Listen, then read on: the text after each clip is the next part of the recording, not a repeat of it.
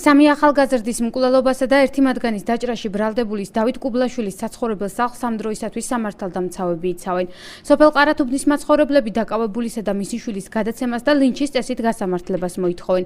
ამიტომ მოსალოდნელი შედეგების თავიდან აცილების მიზნით დავით კუბლაშვილის სახლის დაცვა აუცილებელი გახდა. მკვლელობაში ბრალდებულის ოჯახის წევრებმა კი სოფელი 28 აგვისტოს გვიან ღამითვე დატოვეს.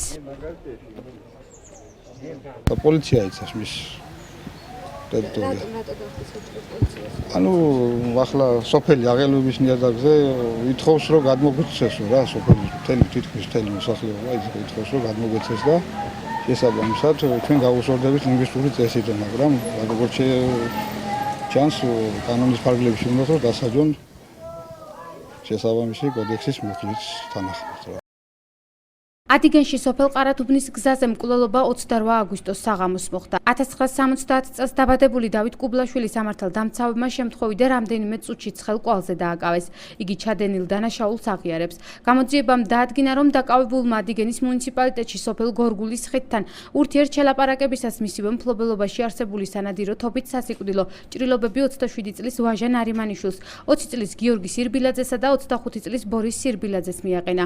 მძიმედ დაიჭრა 22 წლის ბექა სირბილაძე. გამოძიება დამამძიმებელ გარემოებებში განზრახ მკვლელობის ფაქტზე საქართველოს სისხლის სამართლის კოდექსის 109 მუხლით მიმდინარეობს. ჩატარებული ოპერატიულ-საგამოძიებო ღონისძიებების შედეგად განზრახ მკვლელობის ბრალდებით ერთი პირი დავაკავეთ, რომელმაც ადიგენის რაიონში ურთიერთშელაპარაკებისას ცეცხლსასროლი იარაღიდან რამდენიმე გასროლით მოკლა 3 და დაჭრა ერთი პირი. ბრალდებული მომხდარიდან რამდენიმე წუთში დავაკავეთ. გამოძიება დამამძიმებელ გარემოებებში განზრახ მკვლელობის ფაქტზე ახალგაზრდების ხედრებს ექსპერტიზა ახალციხის რაიონულ პროზექტურაში წუხელ გვიან ღამითვე ჩაუტარდა. პროზექტურაში ამბობენ, რომ სიკვდილის გამომწვევი მიზეზები და ბალისტიკური ექსპერტიზის პასუხი ცნობილი დაახლოებით 1 თვეში გახდება. ამ დროისათვის სტაბილურია დაჭრილი 22 წლის ბექა სირბილაძის მდგომარეობა. როგორც უნიმედის სამცხეს ექიმები ამბობენ, პაციენტს ცეცხლსასროლი იარაღიდან ფეხისა და გულმკერდის არეში მრავლობითი ჭრილობები აქვს მიყენებული, იგი რეანიმაციულ განყოფილებაში რჩება. მედიკოსების თქმით, პაციენტის ჯანმრთელობის მდგომარეობა სტაბილურად მძიმე, თუმცა მკურნალობას ექვემდებარება. ბექა სირბილაძე გარდაცვლილი ბორის სირბილაძის ძმა.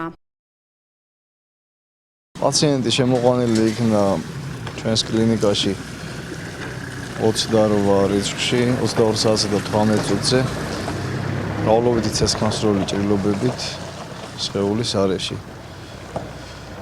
პაციენტი იმყოფებოდა შოკურ მდგომარეობაში. მოთავსებული იქნა, ჩაუტარდა პირველადი დახმარება, მოთავსებული იქნა რეანიმაციულ განყოფილებაში.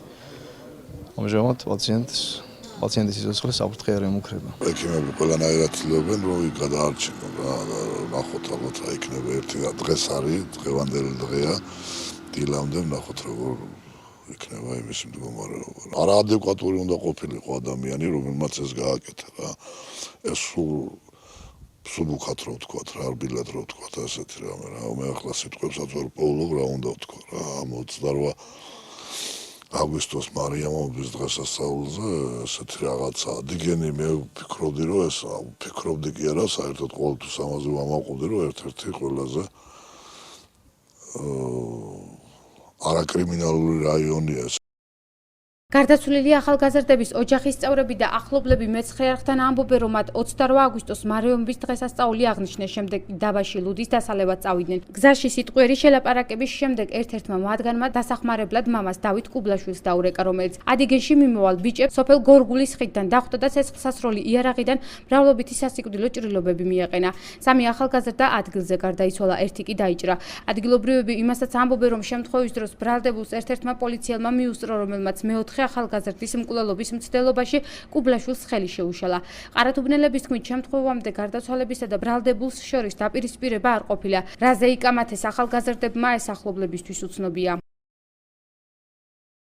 ერთად სვამდნენ, ერთად ჭამდნენ. კარგი ურთიერთობა, კარგი საათნაშენი ექნება ერთმანეთს.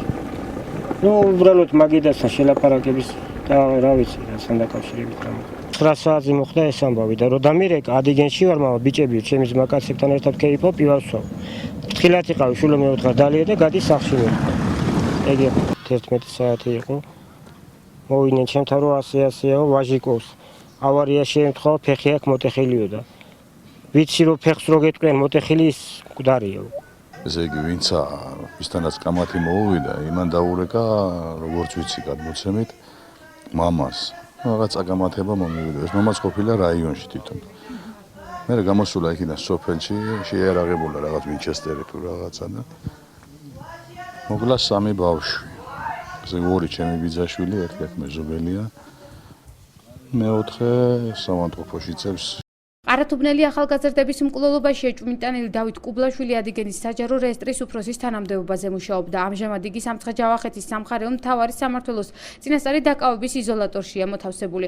როდის ჩაინიშნება პირველი სასამართლო პროცესი და რა აღმკვეთ ღონისძიება შეუფარდებს რაიონული სასამართლო კუბლაშვილს, ეს ჯერ უცნობია. კანონის თანახმად პროცესი დაკავებიდან 72 საათის განმავლობაში უნდა გაიმართოს.